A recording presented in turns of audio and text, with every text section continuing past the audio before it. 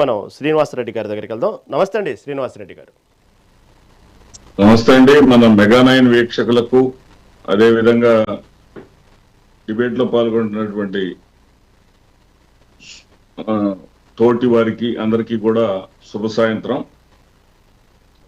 ఇక్కడ ఆంధ్రప్రదేశ్ రాష్ట్రం శ్రీనివాసరెడ్డి గారు ఒక మాట.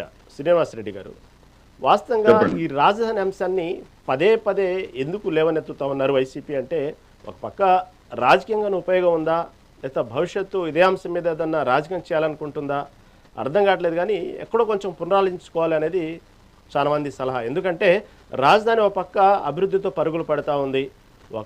ఇంతవరకు ఆంధ్రప్రదేశ్కు రాజధాని లేదు అని మొన్నటి వరకు రకరకాల కామెంట్స్ వచ్చిన నేపథ్యంలో ఒక పక్క శాశ్వత రాజధాని అయిన చట్టబద్ధమైన తాళం కూడా పడింది.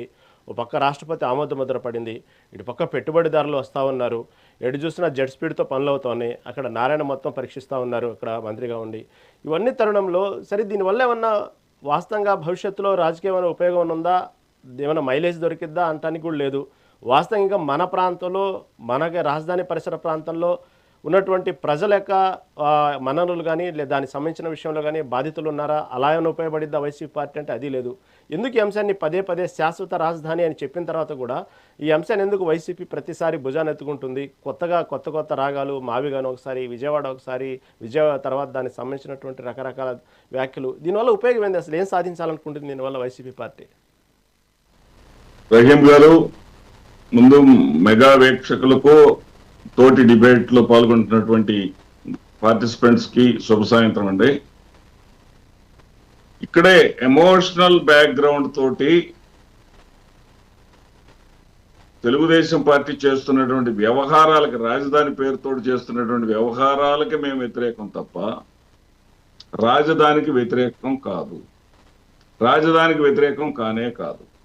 ఇక్కడ ఏంటంటే రాజధాని పేరుతో జరుగుతున్నటువంటి అవినీతికి, రాజధాని పేరుతో జరుగుతున్నటువంటి అప్పులకు, రాజధాని పేరుతో జరుగుతున్నటువంటి అనవసరపు ఖర్చులకు, రాజధాని పేరుతో జరుగుతున్నటువంటి అధిక వ్యయానికి మాత్రమే మేము వ్యతిరేకం. అదేవిధంగా పరిష్కృతం కానిటువంటి సమస్యలు చాలా ఉన్నాయి. తొలి విడత భూములు ఇచ్చినటువంటి వాళ్ళల్లోనే పెనుమాక, ఉండవల్లి గ్రామాలకు చెందినటువంటి రైతులు భూములు ఇవ్వకుండా నేటి వరకు ఉన్నారు. 2015లో కూడా వాళ్ళు కోర్టుకు వెళ్ళారు. ఆ కోర్టులో అప్పట్లో మరి వాటిని హ్యాండ్ ఓవర్ చేసుకోవటం సాధ్యం కాలేదు ప్రభుత్వానికి. ఆ తర్వాత 2024లో ఈ కొత్త ప్రభుత్వం వచ్చిన తర్వాత మరలా రీనోటిఫికేషన్ ఇవ్వాల్సినటువంటి పరిస్థితి వచ్చింది. మరి అక్కడ వాళ్ళ సమస్య ఏంటి, సున్నితమైనటువంటి సమస్య ఏంటి అని చెప్పేసి ఇక్కడ రైతులు అనేది 2%, 5%, 4% అనేది కాదండి. రైతే, ఏ ఒక్క రైతు కూడా నష్టపోకూడదు అనేది గుర్తుపెట్టుకోవాలి. ఆ రైతుల యొక్క విషయం ఏంటి? ఎవరైనా సరే రహీం గారు, ఆస్తి తాత ముత్తాతల దగ్గర నుంచినటువంటి ఆస్తిని వదులుకునేటప్పుడు దానికి సంబంధించినటువంటి వ్యవహారం చక్కగా ఉండాలి, ఇష్టపూర్వకంగా ఉండాలి, మనఃపూర్వకంగా ఉండాలని కోరుకోవడంలో తప్పు లేదు. ఇక్కడ వాళ్ళ సమస్య ఏంటి అనేది చూడట్లా వాళ్ళు. ఉండవల్లిలో సమస్య ఏంటి, పెనుమాకలో సమస్య ఏంటంటే సీడ్ యాక్సిస్ అనేటటువంటి రోడ్డుని ఇంతవరకు వేసుకోవడం జరగలేదండి. ఇప్పటికీ కూడా చంద్రబాబు నాయుడు గారి ఇంటికి ఉన్నటువంటి కరకట్ట మీదే వెళ్తాం అని నేను నిర్మాణాత్మకంగానే విమర్శలు చేయదలుచుకున్నాను సార్. ఇక్కడేమి నేను పార్టీ పరంగా కూడా మాట్లాడటంలా. ఇక్కడ ఉన్న ఈ యథార్థవాదిగా, ఈ ప్రాంతంలో ఉన్నటువంటి వ్యక్తిగా నేను చెప్తున్నా. మీరు చెప్పింది శ్రీనివాసరెడ్డి గారు, మీరు చెప్తుంది ప్రాక్టికల్ చెప్తున్నారు, జరుగుతుంది, కాదట్లేదు. కాదు, టాపిక్ వచ్చినప్పుడల్లా మేము రాజధానికి, అమరావతికి వ్యతిరేకం కాదు, ఇందా మీరు చెప్పినట్టు అక్కడ జరుగుతున్నటువంటి అవినీతో లేకపోతే నిర్మాణాలు, అక్కడ జరుగుతున్న రైతులు, ఈ అంశాన్ని లేవనెత్తుతూనే మళ్ళీ మావిగన్ అంశాన్ని తెరమందుకు తెస్తున్నారు. అసలు ఏది ఒక క్లారిటీ అనేది ఎందుకు కన్ఫ్యూజ్ చేస్తున్నారు? అంటే మీ నాయకులే, మీ పార్టీలో నాయకులే, మీ పార్టీ కార్యకర్తలే ఈ విషయం అర్థం కాక తలలు కొక్కుంటా ఉన్నారు. పక్క వ్యతిరేకం కాదంటారు, ఒక పక్క మావిగన్ అంటారు. చాలా క్లారిటీగా ఉంది. జగన్మోహన్ రెడ్డి గారు ఏదైనా సరే మాకు చెప్పే చేస్తారు. మా వైఎస్ఆర్సీపీలో ప్రతి ఒక్కరం కూడా జగన్మోహన్ రెడ్డి గారు చెప్పినటువంటి మావిగన్ మాటకు కట్టుబడే ఉన్నాము.